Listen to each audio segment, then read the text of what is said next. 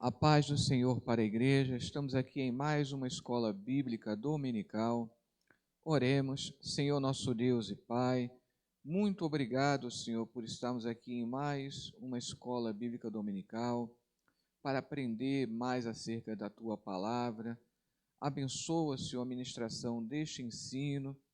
Abençoa, Senhor, guardando de todo mal, guardando de toda esta pandemia, Senhor, a cada lar alcançado por esta transmissão, em nome de Jesus. Amém. Hoje estaremos estudando a lição de número 11, que tem como título Celebrando a Palavra de Deus, em que estaremos estudando o Salmo 119. Na verdade, nós começamos a estudar o Salmo 119 na sexta-feira, e vamos continuar em mais 3 sextas-feiras, porque o nosso objetivo é estudar todo o Salmo 119. Texto áureo, e até o versículo mais conhecido desse salmo: lâmpada para os meus pés é a tua palavra e luz para o meu caminho. Salmo 119, versículo 105. Verdade aplicada. Os nossos caminhos precisam estar alicerçados na palavra de Deus. Os textos de referência, alguns versículos selecionados dentre os 176 do Salmo 119. Versículo 1. Bem-aventurados que trilham caminhos retos e andam na lei do Senhor. 9. Como purificará o mancebo o seu caminho? Observando conforme a tua palavra. 23. Enquanto os príncipes se conluiavam e falavam contra mim, o teu servo meditava nos teus estatutos. 37. Desvia os meus olhos de contemplarem a vaidade e vivifica-me no teu caminho. 45. E andarei em liberdade, pois busquei os teus preceitos. 99. Tenho mais entendimento do que todos os meus mestres, porque medito nos teus testemunhos. 113. Aborreço a duplicidade, mas amo a tua lei. Estaremos então dando continuidade ao estudo do Salmo 119, o qual, como eu disse na sexta-feira, ele pode ser dividido em 5 partes. Estudamos na sexta-feira a primeira parte, que pega os 40 primeiros versículos, e hoje estaremos estudando a segunda parte, que vai do versículo 41 ao 80. Aqui, então, vamos dar uma rápida recapitulação do que nós já vimos. Primeiro tópico, um salmo sobre a palavra de Deus. Vimos, então, que o Salmo 119 é um poema enaltecendo a própria palavra de Deus. 1.1, que é um salmo acróstico, é um acróstico alfabético. Ele pega na ordem os versículos começando com cada uma das letras no alfabeto hebraico, e ele pegou 8 versículos para cada letra do alfabeto hebraico. Então, os 8 primeiros versículos começam com a primeira letra do alfabeto hebraico, depois do versículo 9 ao 16, todos eles começam com a segunda letra do alfabeto hebraico e assim até o final. Como são 22 letras, 22 vezes 8 dá os 176 versículos deste salmo. Por que ele escolheu 8 versículos? Não sabemos, né? É um salmo anônimo. Diz a tradição judaica que teria sido escrito por Esdras, mas a própria Bíblia não nos dá essa informação. No texto na língua original, ele sequer tem um título. Esses títulos em negrito foram colocados pela Sociedade Bíblica do Brasil. Mas por que foram escolhidos 8 versículos para cada letra? Porque foram escolhidos, vimos isso lá na sexta-feira, foram escolhidos 8 principais sinônimos para palavra. E aí acrescentou-se mais 2.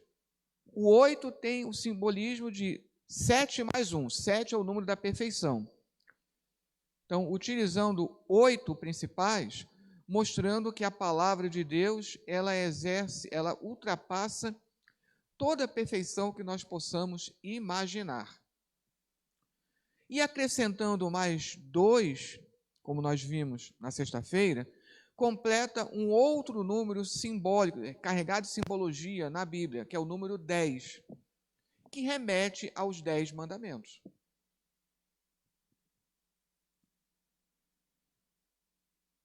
E aí, dentre os diversos sinônimos, vimos sobre lei, testemunho. Lei é o principal, é o que mais aparece em número de versículos. Palavra é o que mais aparece em número de ocorrências, porque tem alguns versículos que aparece mais de uma vez o vocábulo palavra, no hebraico davar. Mas, fazendo a contagem somente pelos versículos, lei é o que mais aparece. Torá. Além de significar lei, Torá pode ser mais adequadamente traduzido como instrução. Também fala de mandamentos, estatutos, tudo isso nós explicamos na sexta-feira. Nós temos ainda de algumas qualidades dadas às Escrituras.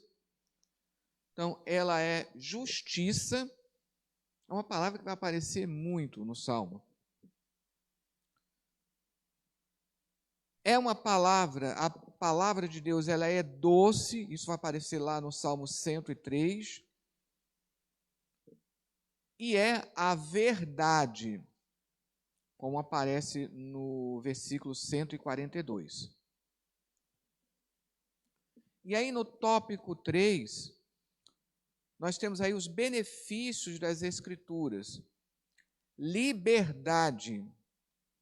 Isso nós vamos falar hoje, na segunda parte, porque pertence à segunda parte. Estabilidade. A palavra de Deus é um guia, uma bússola para todos nós.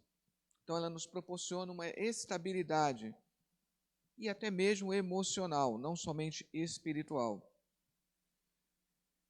E é uma palavra que vivifica, dá vida. Falamos isso na sexta-feira. Vamos hoje, então, falar de maneira pormenorizada da segunda parte, que vai do versículo 41 ao 80, e aí disponibilizamos aí o PDF para que os irmãos acompanhem. Eu mantenho aí a proposta da análise retórica, e para isso eu preciso fazer uma tradução a partir do texto na língua original. A estrutura da segunda parte, não somente essa segunda parte tem a mesma quantidade de versículos da primeira, são 40 versículos da primeira parte, e agora 40 versículos da segunda parte. Pega 5 letras do alfabeto hebraico, as 5 primeiras letras do alfabeto hebraico formaram a primeira parte, e agora mais 5 letras formando a segunda parte. E cada letra com os seus 8 versículos, cada uma dessas subpartes, né, ela está girando em torno da mesma letra do alfabeto hebraico, os versículos começando com a mesma letra do alfabeto hebraico, e cada uma dessas subpartes também dividida em 3 trechos, sendo que o trecho central ele é o principal. Tem a estrutura idêntica, né, do que nós vimos na primeira parte. Então, vamos lá. O primeiro agrupamento, que seria a primeira subparte, é relacionada à letra Vav. Lembrando aqui que a Almeida Corrigida traz os nomes das letras, só que são nomes latinizados. Pegaram da tradução latina. Então, a pronúncia saiu diferente. Então, em nossas Bíblias aparece como Val, né? O certo é Vav. Então, do versículo 41 até o 48. Venham também sobre mim as tuas benignidades, ó Adonai, ou ó Senhor, e a tua salvação segundo a tua declaração. Assim responderei uma palavra ao que me afronta, pois confio na tua palavra. E não tires da minha boca totalmente a palavra de verdade, pois tenho esperado nos teus juízos. Então, aquilo que nós falamos na sexta-feira continua tendo em cada versículo pelo menos um ou dois sinônimos daqueles que nós vimos. É interessante que aqui, nesse primeiro trecho dessa primeira subparte, desse primeiro agrupamento, aqui no centro você tem 3 segmentos. O segmento central, que é o versículo 42, ele vai repetir palavra 2 vezes. Só que na primeira linha, assim eu responderei uma palavra ao que me afronta. Aí, na segunda linha, pois confio na tua palavra. Se eu quero ter uma resposta adequada a todos aqueles que me envergonham, que zombam de mim, etc. e tal, eu vou encontrar subsídios na palavra de Deus. Inclusive, aprendendo a responder com mansidão e não conforme o mundo aconselha.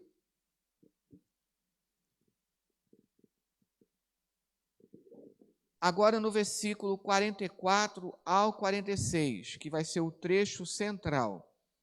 Assim o observarei de contínuo a tua lei, para sempre e eternamente. E andarei com largueza, pois busquei os teus preceitos. E falarei dos teus testemunhos perante os reis, e não me envergonharei. Lembre que a primeira parte, ela girou muito em torno do tema do caminho. Como repetiu exaustivamente caminho, caminhar, né? E aqui continua com o tema, né? Tocando nessa questão de que eu não seja envergonhado. Se eu não quero ser envergonhado, que eu me baseie na palavra de Deus. Agora, o último trecho, que são 2 versículos, 47 e 48. E terei prazer em teus mandamentos, os quais amo. E levantarei as minhas mãos para os teus mandamentos, os quais amo. E meditarei nos teus estatutos. Então, nós temos o trecho central, assim observarei de contínuo a tua lei, para sempre e eternamente. Isso aqui é um compromisso firmado. Que eu possa meditar na palavra de Deus continuamente. E aqui tem um enquadramento. Sempre você encontra esse tipo de enquadramento, é o preferido nos Salmos. Venham também sobre mim as tuas benignidades, ó Adonai. A palavra aqui, que a Almeida Corrigida traduziu como misericórdia, é justamente aquela palavra que eu já comentei em outras ocasiões e comentei também no Salmo 119, já na sexta-feira, se eu não me engano. É aquela palavra hesed, que ela é mais adequadamente traduzida como amor. Só que dentro do plano geral do Salmo 119, né, e pensando no encaixe aqui desse versículo em especial, a melhor tradução, nesse caso, ficou benignidade, até porque soaria estranho, né, para alguns colocar, venham também sobre mim os teus amores, né? Ia soar estranho aqui na língua portuguesa. Mas se eu quero que venham sobre mim as tuas benignidades, olha o que diz no último trecho, nos versículos 47 e 48. Terei prazer em teus mandamentos, os quais amo. E ele termina, e meditarei nos teus estatutos. Certamente, alguns não tiveram paciência de ler todo o Salmo 119, mas observe aqui. Quando se fala do Salmo 119, só se lembra do versículo 105. Olha aqui. Eu terei prazer em teus mandamentos, os quais amo. Se eu quero que venham sobre mim as benignidades, as bênçãos de Deus, não basta eu apenas me sentir forçado a observar, ler e cumprir a palavra de Deus. É preciso que eu tenha prazer na lei de Deus, na palavra de Deus, amá-la. É o que diz aqui nos versículos 47 e 48, fechando, né, concluindo essa primeira subparte. A segunda subparte agora, relacionada à letra Zain. A letra Vav da primeira subparte, né, Vav, ela tem às vezes o som de U e às vezes o som de V. É por isso que latinizado colocou Val, né? Mas aqui a tradução, a pronúncia, perdão, é Vav, né? Mas ela pode ter o som de V ou U, dependendo da palavra. Zain tem o som do nosso Z. Lembra-te da palavra ao teu servo, na qual me fizeste esperar. Isto é a minha consolação na minha angústia, que a tua declaração me vivificou. Os soberbos zombam totalmente de mim. Não me incline da tua lei. Esse é o primeiro trecho dos versículos 49 ao 51. Agora o trecho central. Lembrei-me dos teus juízos de outrora, Adonais, ou Senhor, e me consolei. Indignação se apoderou de mim, dos ímpios que abandonam a tua lei. Cânticos têm sido para mim teus estatutos, na casa das minhas peregrinações. Esse é o trecho central aqui dessa segunda subparte, é, por conseguinte, né, o primordial dessa segunda subparte. Lembrei-me dos teus juízos de outrora, da antiguidade. Se eu não me engano, Almeida Corrigida colocou juízos antiquíssimos. E me consolei. Aqui lembra que os juízos de Deus, a palavra de Deus, ela já tem longo tempo. Inclusive, como começou dizendo, lembra-te da palavra ao teu servo, né? Se eu sinto que alguma promessa de Deus me foi dada já faz muito tempo, eu preciso entender que a palavra de Deus já vem sendo o consolo de muitas pessoas da humanidade há muitos séculos e milênios. Por isso que aqui, na parte central, diz: lembrei-me dos teus juízos de outrora, antiquíssimos. A palavra aqui, me-olam, dá essa ideia de algo muito antigo. O Antigo Testamento, ele é uma teologia muito ancorada na história. A história, ela dá testemunho das maravilhas de Deus. O mesmo Deus que agia no passado, ele continuará a agir no presente.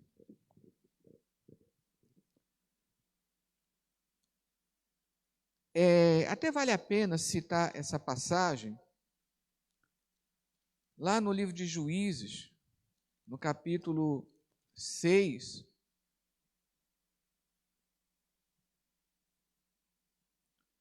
Olha no versículo 13, Juízes 6, 13, a palavra de Gideão. Mas Gideão lhe respondeu: ai, Senhor meu, se o Senhor é conosco, por que tudo isso nos sobreveio?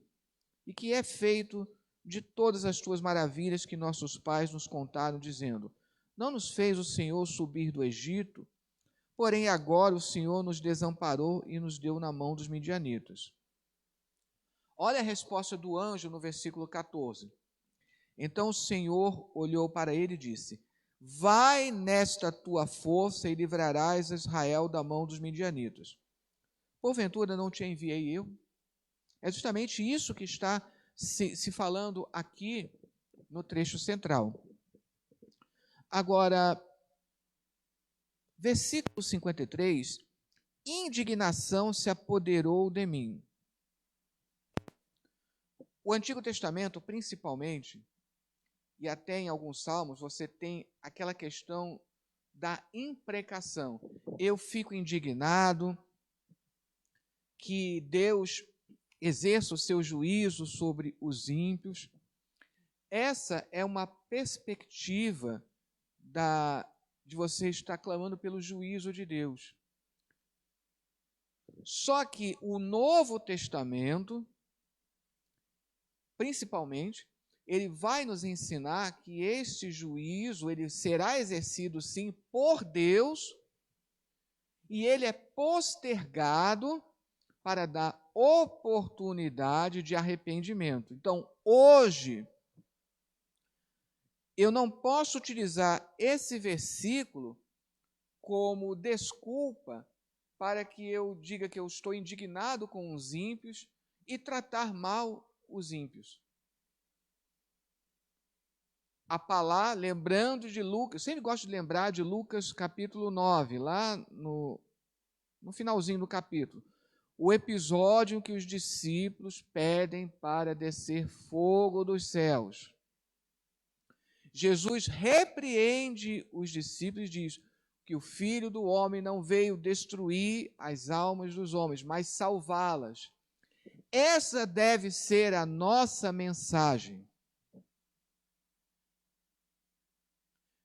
E Jesus é tão radical nesse pedido. Mas não pode ser assim. Bom, a Bíblia está dizendo, e existe um outro trecho que é ainda mais radical. Mateus, lá no capítulo 5, quando Jesus diz: se alguém te bater na face direita, oferece a outra. Não é que literalmente eu vou pedir para que alguém bata na outra face, mas o que Jesus está mostrando é a radicalidade de não responder ou de não retribuir o mal com o mal. O apóstolo Paulo diz até isso lá em Romanos, no capítulo 12. Eu devo retribuir o bem com o bem e retribuir o mal também com o bem. E alguns vão dizer: não, mas eu sou cristão, mas o meu braço ainda não se converteu. Todo o nosso ser precisa estar convertido. Os nossos braços, a nossa língua, né, atentarmos com o que nós falamos, como falamos.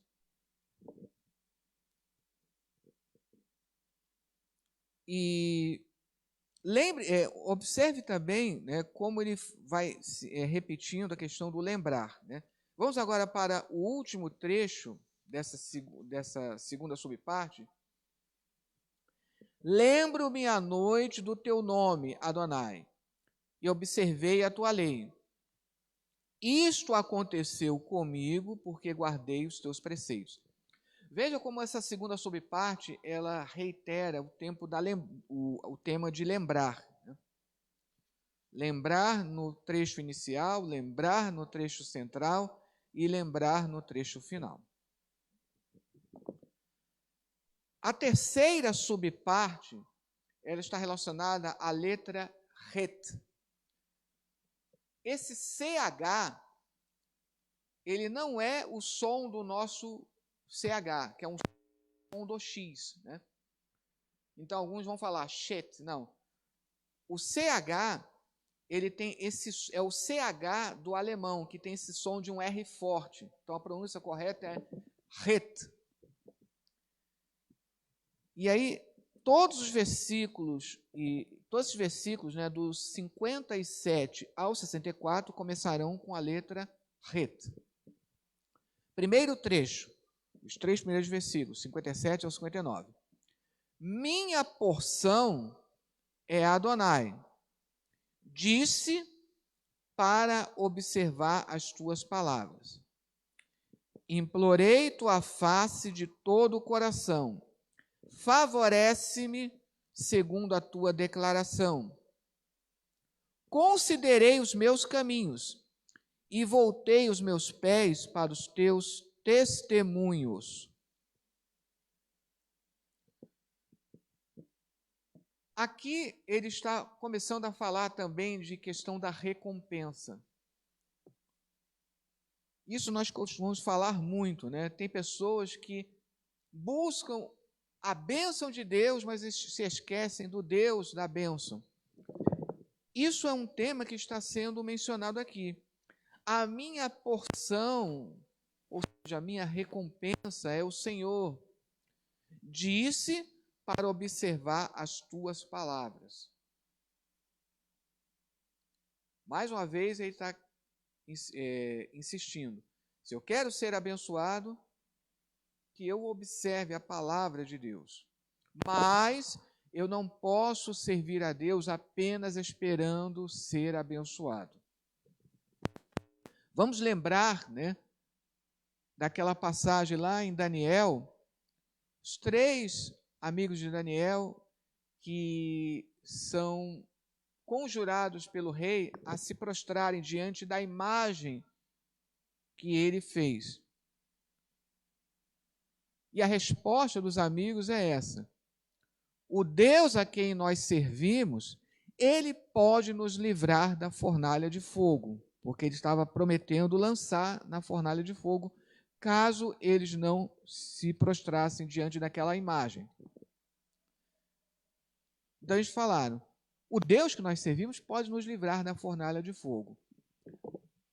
E aí eles disseram logo em seguida: mas se ele não nos livrar, fique sabendo, ó rei, que de maneira alguma nós nos prostraremos diante desta imagem. Ou seja, Deus nos abençoando ou não, nós estaremos servindo a Deus.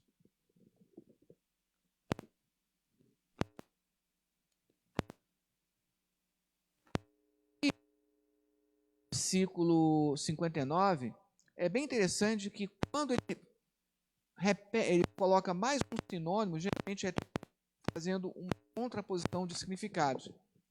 Considerei os meus caminhos, não são os caminhos de Deus. Considerei os meus caminhos e voltei os meus pés para os teus testemunhos. Ou seja, eu percebi que os meus caminhos talvez não estivessem de acordo com a vontade de Deus, então eu me voltei para os teus testemunhos. Trecho central agora. Apressei-me e não hesitei para observar os teus mandamentos. Ciladas de ímpios me cercaram. Não me esqueci da tua lei. À meia-noite me levantarei para te render graças pelos teus justos juízos. Aqui no versículo 61,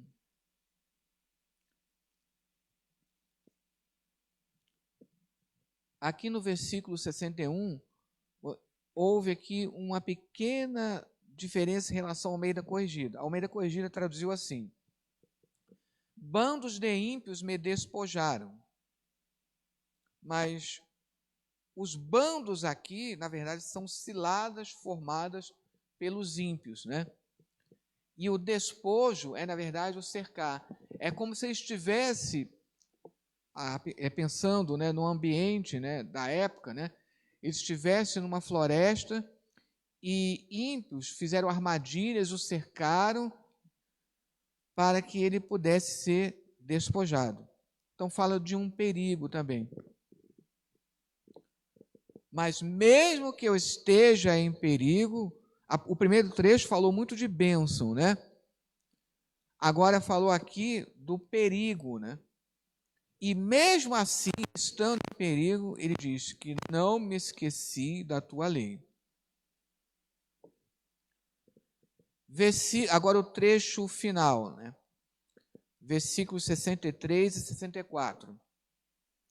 Companheiro eu sou de todos os que te temem e dos que observam os teus preceitos. Tua benignidade, Adonai, enche a terra. Ensina-me os teus estatutos.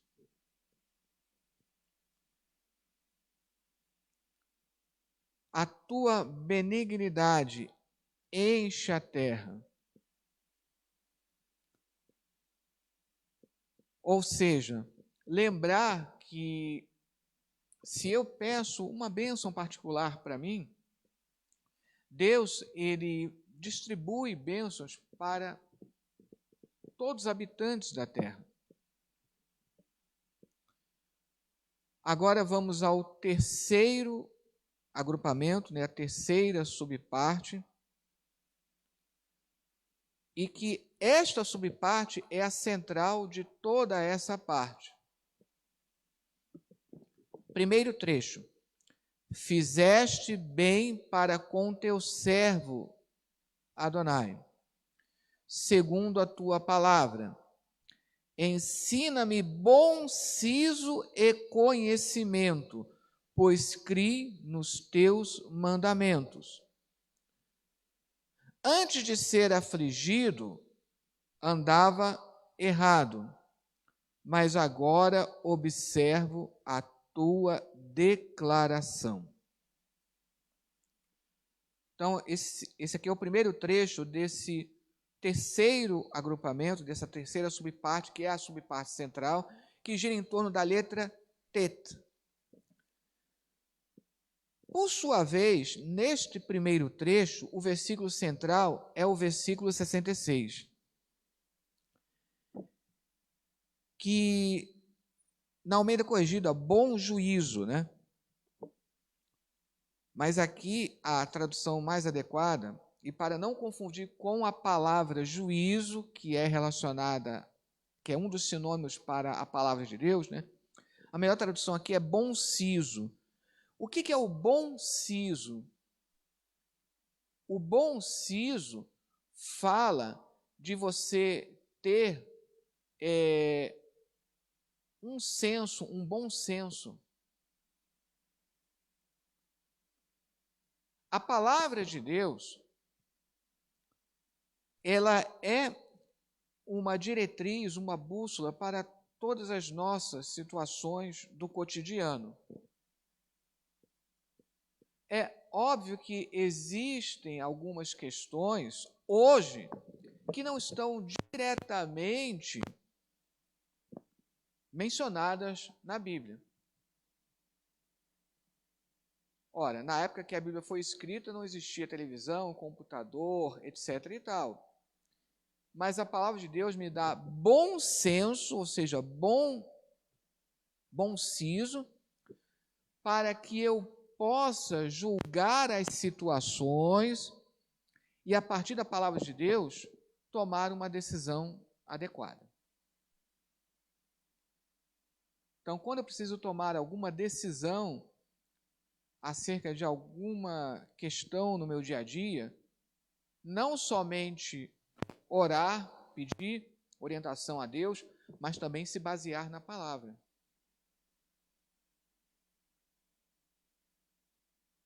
A palavra de Deus, ela dá bom siso, bom senso. Existem pessoas, mesmo sendo cristãs, elas não apresentam, infelizmente, bom senso. Vamos voltar ao exemplo de Lucas 9. Naquele pedido dos discípulos, eles se basearam numa passagem lá do Antigo Testamento, quando Elias pediu para que descesse fogo dos céus. Mas ali o contexto é diferente, o contexto é outro. E por isso, quando Jesus chama a atenção dele, chama a atenção dos discípulos, vocês não sabem de que espírito vocês são. Ou seja, faltou àqueles discípulos o bom senso. E é isso que Jesus está chamando a atenção. Vocês não sabem de que espírito sois. Porque o Filho do Homem não veio destruir as almas dos homens. E hoje vemos a falta de bom senso em muitas pessoas, até em muitos cristãos, querendo exatamente isso. Fulano de tal, porque não concorda com o modo que eu penso, ele pode nem verbalizar. Ou, na verdade, ele verbaliza de outra maneira, como se pedisse que desça fogo do céu sobre essas pessoas. Entre outras coisas, somos uma unidade na diversidade. Chama também a atenção lá em Lucas 9, que os discípulos, eles não são recebidos por samaritanos, que ideologicamente, religiosamente, eram totalmente diferentes dos judeus. E nem por isso Jesus, ele entende que eles eram dignos de cair fogo dos céus sobre eles. Esse grupo aqui pensa totalmente diferente de nós, mas eles, igualmente a nós, são dignos da misericórdia de Deus. O que Jesus falou? Olha, se eles não nos receberam, vamos a outra aldeia. É interessante você fazer esse link aqui, não somente com esse salmo, mas como outras passagens do Antigo Testamento, para não ter aquela impressão de que o Antigo Testamento tem uma mensagem totalmente diferente do Novo. Você consegue fazer essa ligação. É como diziam os antigos, se no Antigo Testamento o Novo está escondido, no Novo Testamento o Antigo Testamento ele é explicado.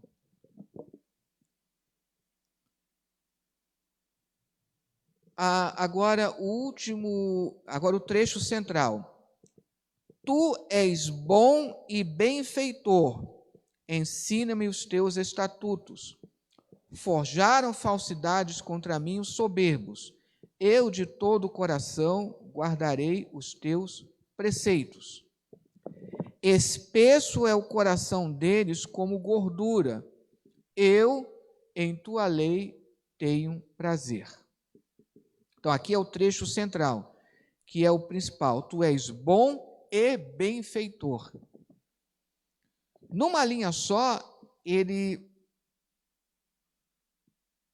realçou que Deus ele é bom e ele é benfeitor. Aliás, essa terceira subparte, que é a subparte central aqui dessa segunda parte, aqui tu és bom, bom é a palavra Tov. E essa palavra começa justamente com a letra T. Então, toda essa subparte torno desse tema de que Deus, ele é bom. Deus, ele é bom. Agora, o último trecho aqui. Foi-me bom ter sido afligido para que aprendesse os teus estatutos. Melhor é para mim a lei da tua boca do que milhares de ouro ou de prata.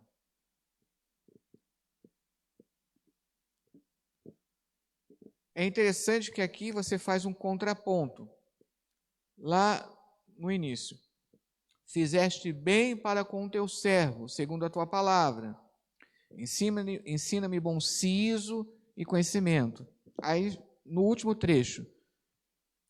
Foi-me bom ter sido afligido, para que aprendesse os teus estatutos.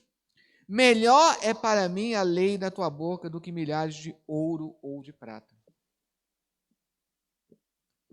Olha o contraponto que faz entre o primeiro trecho e o último. Outra questão. Foi-me bom ter sido afligido para que aprendesse os teus estatutos. Aqui toca num assunto que é muito explorado lá no livro de Jó.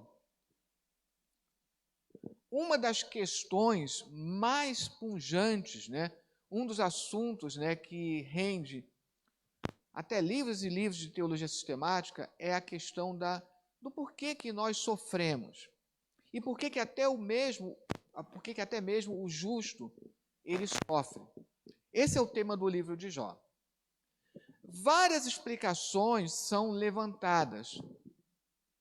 Por exemplo, os amigos de Jó, amigos entre aspas, eles disseram, Jó, você deve estar sofrendo porque você pecou. Só que Deus dava testemunho dele, que Jó, ele em nada havia pecado. E mesmo assim, os amigos, eles ficavam insistindo, não, uma pessoa só sofre se ela cometer um pecado específico.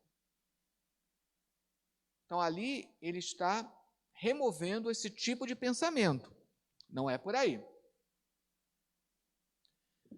Depois surge, a partir do capítulo 32, um personagem chamado Eliú. Eliú, ele lança a seguinte hipótese. Deus permite que nós soframos para que nós possamos aprender, a chamada pedagogia do sofrimento. O que é importante salientar? Existem pessoas que estão sofrendo por causa de um pecado específico. Basta lembrar lá de Davi, que o profeta Natan disse, olha, a espada não se apartará jamais da tua casa por conta do pecado que cometeste. Existem pessoas que parece que só conseguem aprender com o sofrimento. Mas isso não quer dizer que, quando nós sofremos, sempre é por causa de um pecado específico nosso, que quando nós sofremos é sempre porque Deus quer nos ensinar. O que o salmista diz aqui, foi-me bom ter sido afligido, ou seja, não é que Deus deseja o nosso sofrimento, que nós venhamos a sofrer. Agora, uma vez que nós passemos por um sofrimento, que nós aproveitemos para aprender, para tirar lições. Isso não significa que, obrigatoriamente, num caso específico, não significa que em todos os casos eu estou sofrendo porque Deus quer que eu aprenda, ou porque eu preciso aprender, ou porque eu só vou aprender se sofrer.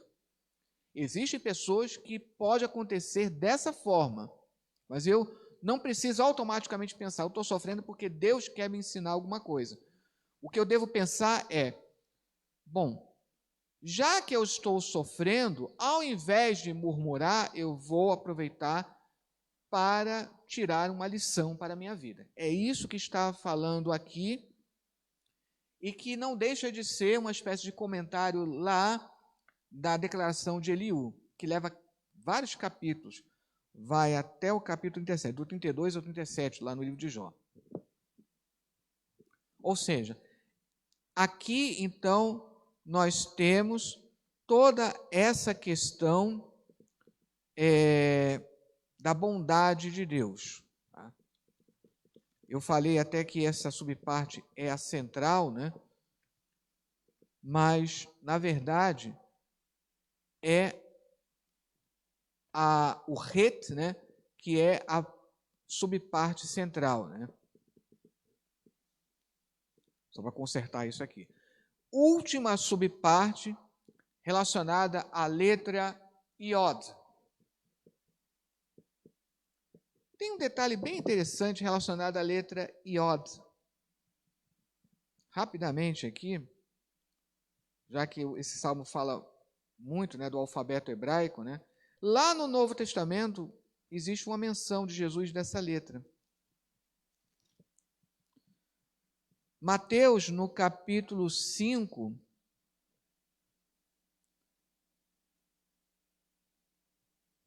aqui no versículo 17 e o 18. Não cuideis que vim destruir a lei ou os profetas. Não vim abrogar, mas cumprir. Aí no versículo 18. Porque em verdade vos digo que até que o céu e a terra passem, nem um jota ou um tio se omitirá da lei, sem que tudo seja cumprido. Jota aqui é porque o João Ferreira de Almeida não quis colocar iod, ele quis colocar a letra que melhor iria se aproximar do nosso alfabeto, que seria o J. Ele escolheu o J. Mas aqui no texto grego está se referindo à letra iod. Porque, notem, é a menor letra do alfabeto hebraico. Parece uma vírgulazinha suspensa. O que Jesus quis dizer aqui? Que nem mesmo o mínimo detalhe da lei será esquecido, passará.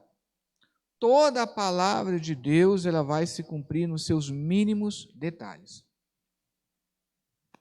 Então, aqui nessa última subparte, do versículo 73 ao 80. As tuas mãos me fizeram e me estabeleceram. Faz-me entender para que aprenda os teus mandamentos. Os que te temem viram-me e se alegraram, porque tenho esperado na tua palavra. Conheço, ó Adonai, conheço, ó Senhor, que justos são os teus juízos e que em tua fidelidade me afligiste. As tuas mãos me fizeram. As mãos de Deus têm um significado muito importante no Antigo Testamento. E a palavra mão, iad, começa justamente com a letra iod. Iad tem até a sonoridade idêntica, né, ao nome da letra, iod. Agora, o trecho central, que vai do versículo 76 ao 78. Seja, por favor, a tua benignidade para me consolar, segundo a declaração ao teu servo. Venham sobre mim as tuas compaixões para que viva, pois a tua lei é o meu prazer. Envergonhem-se os soberbos, pois falsamente me trataram. Eu meditarei nos teus preceitos. Olha como começa esse trecho central aqui. Seja, por favor, a tua benignidade para me consolar.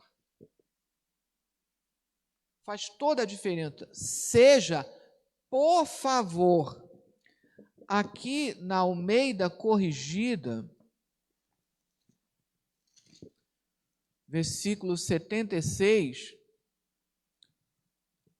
É interessante como dá aquilo que eu sempre digo, não é que as traduções estejam erradas, é porque quando você pega a língua original, você consegue recuperar algumas nuances que se perderam na tradução.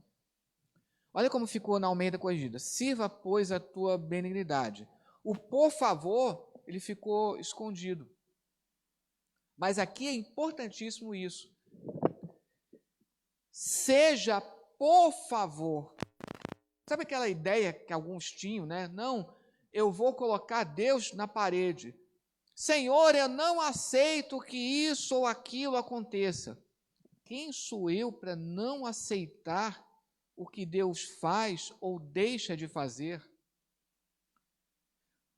Aqui o salmista está sendo bem claro, conforme, né, está salientado no texto original, na língua original.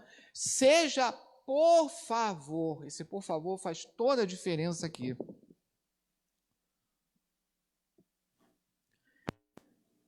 E é por isso que é o trecho central aqui. Se eu quero que a mão de Deus seja sobre mim, abençoar, que eu não esqueça, né, de pedir a misericórdia de Deus, pedir por favor. Não, né, como já tive a oportunidade de escutar de alguns, né, vou colocar Deus contra a parede. Isso não existe. Versículos 79 e 80, que é o trecho final, e fecha também essa segunda parte.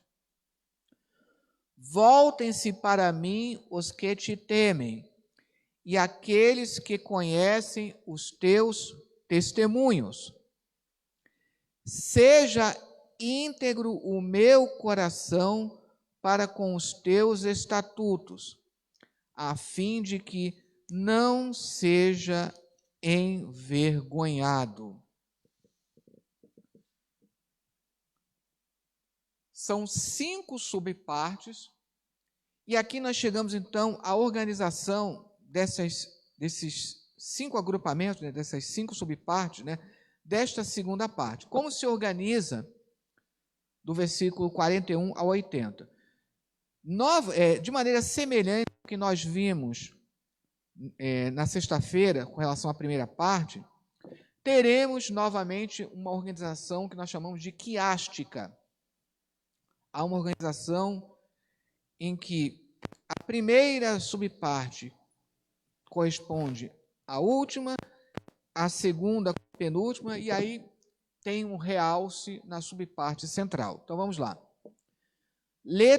A primeira subparte, que eu indiquei por A, versículos 41 a 48. Deleitar-me-ei em teus mandamentos. Versículos 41 ao 48. Você vai ter um paralelo com essa última subparte. A tua lei é o meu deleite. Versículos 73 ao 80. Agora, a segunda subparte, que eu marquei como B. Os arrogantes ou soberbos, né, zombam de mim. Versículos 49 ao 56. Olha o paralelo com B'. Foi bom para mim ser humilhado ou ter sido afligido. Versículos 65 ao 72. Você vai conseguindo esse paralelo, né? E na parte central, os laços dos perversos cercaram-me. No entretanto, é porque não deu espaço aí para escrever, no entretanto, não deixei de observar, de procurar seguir a lei de Deus. Por isso que é a parte central aqui. Ainda que eu venha a passar por uma grande tribulação, não posso deixar de observar a palavra de Deus. Amém? Concluímos então essa segunda parte do Salmo 119. Sexta-feira daremos continuidade ao estudo do Salmo 119. falando agora da terceira parte, que será a parte central de todo o Salmo. E essa parte central, ela é mais curta em relação a essas duas primeiras.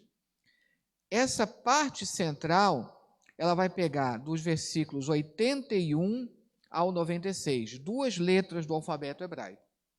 Estaremos estudando essa parte central na sexta-feira. Deus abençoe.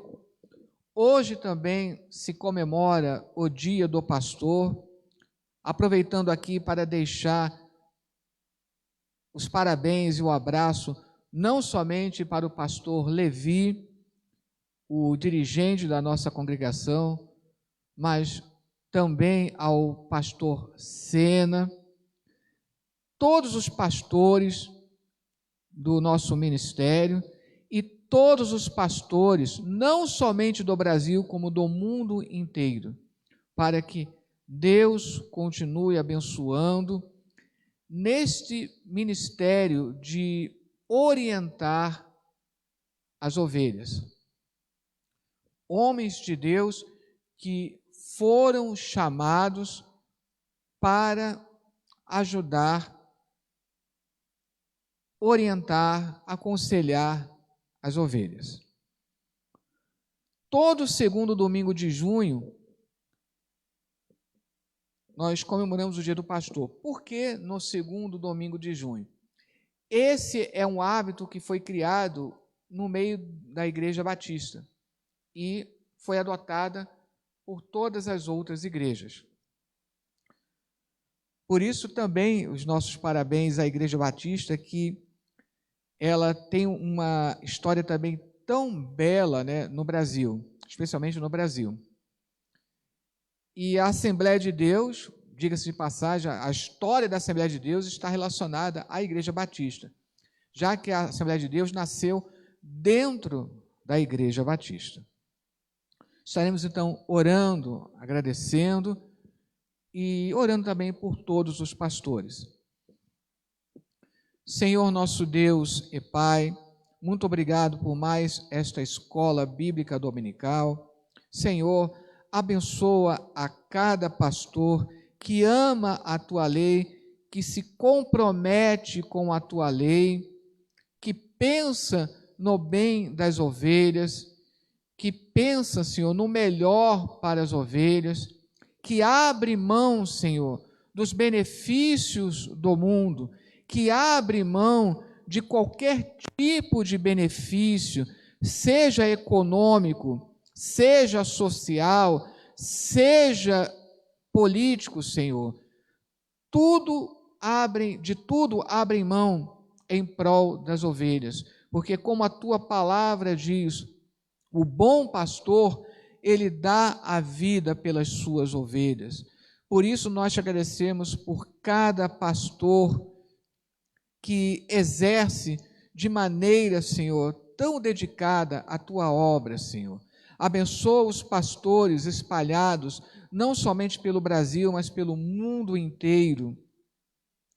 Aqueles pastores, Senhor, que têm inclusive passado por dificuldades, perseguições. Existem países em que há uma perseguição atroz ao Evangelho. Pai querido, que neste dia, Senhor, a Tua mão esteja sobre cada um dos pastores, Senhor. Queremos também aproveitar para te pedir mais uma vez que essa terrível doença, esta pandemia, Senhor, ela possa ser extirpada, Senhor, da face da terra, que esse terrível vírus, Senhor, possa desaparecer da face da terra, que a cura possa vir o mais rápido possível e que assim vidas preciosas, Senhor, sejam poupadas pela Tua misericórdia, Senhor, em nome de Jesus, amém. Que a graça de nosso Senhor e Salvador Jesus Cristo, o amor de Deus nosso Pai e as doces consolações do Espírito Santo sejam com todos, agora e para todos sempre. Amém.